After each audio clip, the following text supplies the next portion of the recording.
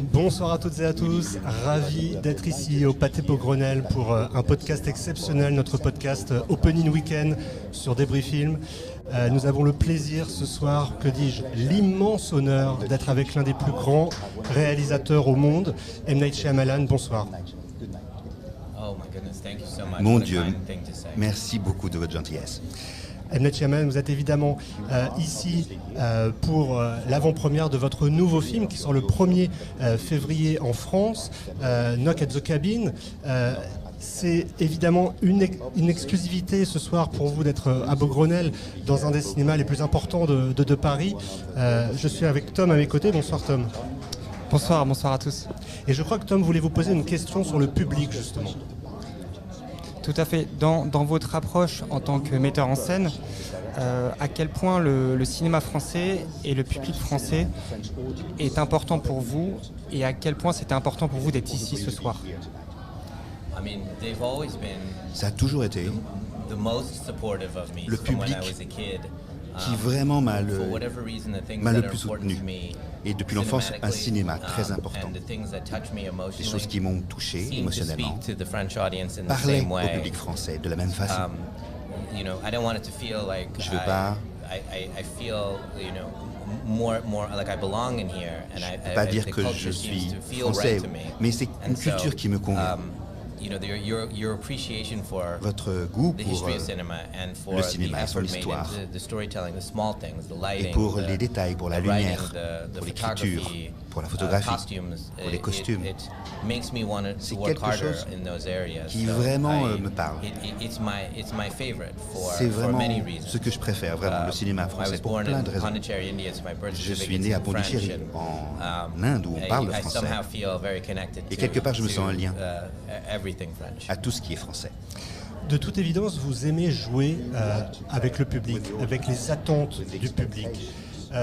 Mais est-ce que vous allez souvent voir vos propres films dans la salle avec le public pour voir s'ils réagissent comme attendu? Vous savez, quand le film sort, à la sortie, je l'ai déjà montré à beaucoup de public. Et donc, ce que vous me dites, ça se passe finalement pendant que je finis le film. Je le montre à 100 spectateurs, puis une salle de 200, et puis 300, etc. Et puis j'ajoute la musique, et puis je travaille le montage, j'ajoute les effets. Et donc, quelque part, pendant ma fabrication du film, le film a été vu par des milliers de gens.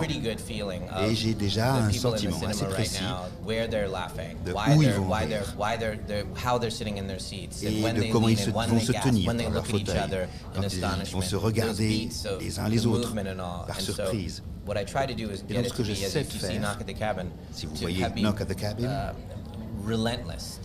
c'est que je veux vraiment qu'il se passe chez vous ce que vraiment j'ai prévu. Là où sont les émotions. Quand vous pensez qu'il va se passer quelque chose, comment est-ce que je peux quelque part vous contredire et faire autre chose? Le film Knock at the Cabin évoque peut-être l'un des dilemmes les plus compliqués qu'on puisse imaginer. Est-ce que c'est ça qui vous a séduit dans l'œuvre originale? Complètement. Ce dilemme moral, qui est une décision impossible à prendre. Et j'aime ce pari. Est-ce que je vais pouvoir porter le public? Est-ce qu'il lui se demande quelle décision il prendrait? Est-ce que le public serait capable de prendre une telle décision? J'en ai pensé quelque part comme ces films de jury, comme 12 hommes en colère. Ces films où quelque part se décide pendant le procès l'avenir de la personne, son futur, où on décide si parfois il nous paraît coupable, parfois il l'est moins, parfois vous voyez ça avance. Et qu'est-ce que ça va être que la décision finale? Et pour moi, ça a été un grand pari. Le tout début du film ressemble au début d'un conte. On a une petite fille dans un bois avec un ogre, une sorte d'ogre. C'est presque une sorte de bedtime story au début. Vous aviez d'ailleurs fait a bedtime story with Lady in the Water. Est-ce que pour vous, vous considérez comme on va dire, un créateur de rêves ou un créateur de cauchemars?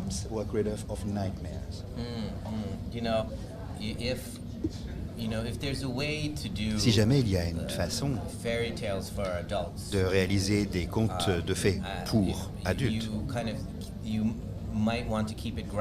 là, il faut que ce soit quelque chose qui soit vraiment les pieds sur terre et qui fonctionne.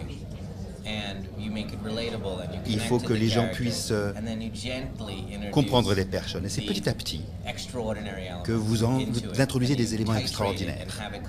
Et vous faites ça petit à petit, pour que ce soit accepté.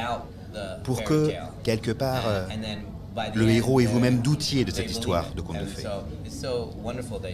Donc c'est super que vous ayez trouvé qu'au début, ça ressemble à un conte de fées, parce que c'était vraiment ce que je voulais. C'est comme une scène de Frankenstein, si vous voulez.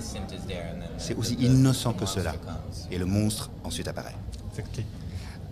Au sein de la maison, au sein de la cabane, le couple et la jeune fille apparaissent souvent avec cette bibliothèque derrière eux, tandis que les bad guys sont souvent du côté de la télévision.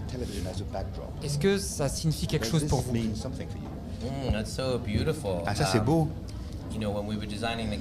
Quand on préparait le décor, le chef décorateur, il parlait d'un mur et il voulait que ce mur soit chaleureux, qu'il représente la connaissance.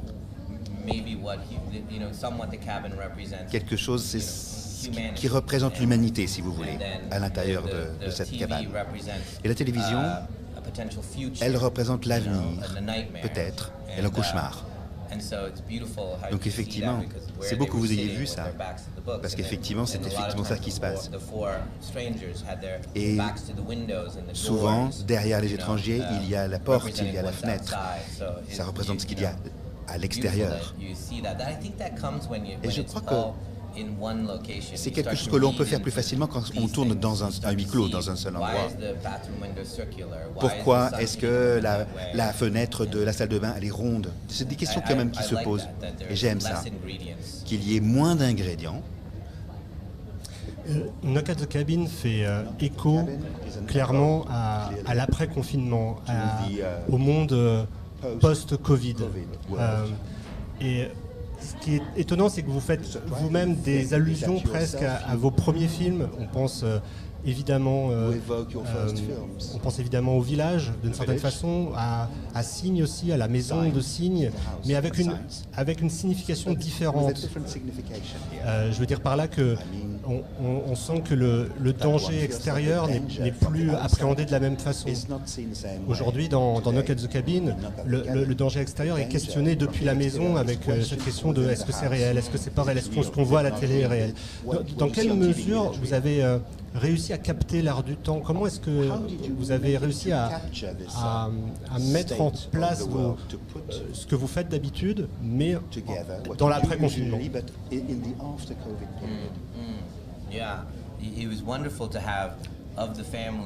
C'était épatant d'avoir à l'intérieur de la même famille quelqu'un qui y croit et quelqu'un qui est cynique, quelqu'un qui interprète les choses en disant mais oui c'est vrai, et l'autre qui dit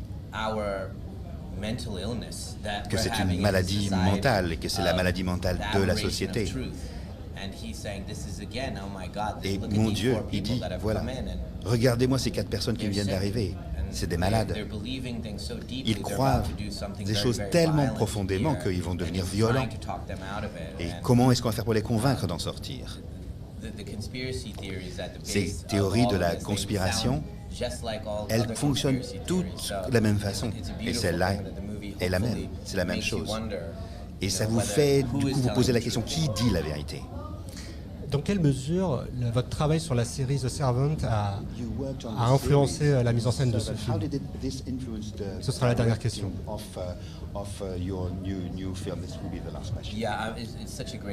C'est une super question.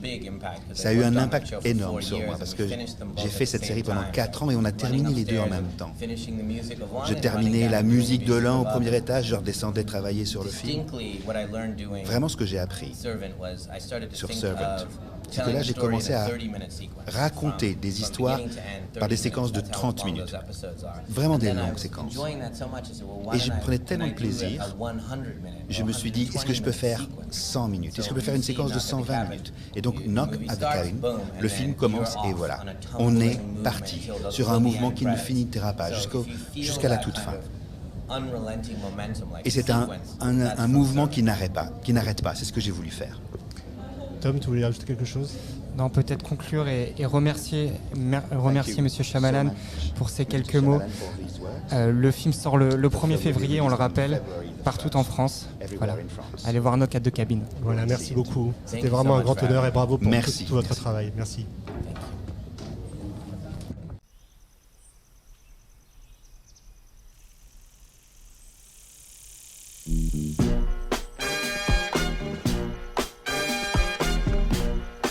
Are we gonna sing along? Yes, of course! I wanna put on my booty shoes. Yeah!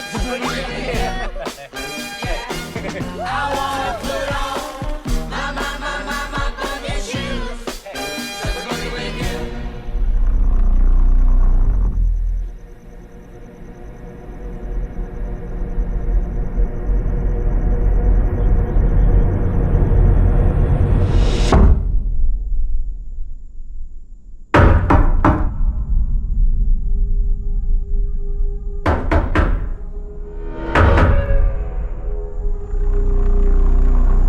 My name's Leonard. Well, it's nice to meet you, Win. Why are you here? I suppose I'm here to make friends with you. And your dad's too.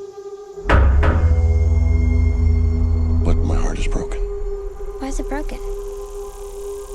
Because of what I have to do today.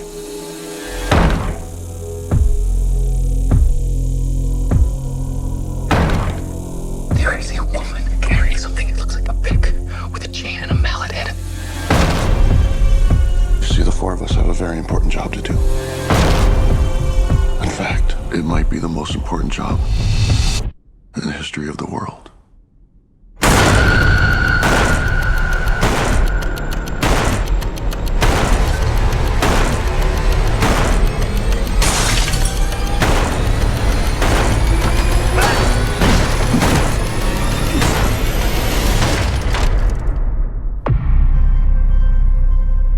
We were called and are united by a common vision, which has now become a command that we cannot ignore. The four of us are here to prevent the apocalypse. Your family has been chosen to make a horrible decision. If you fail to choose, the world will end.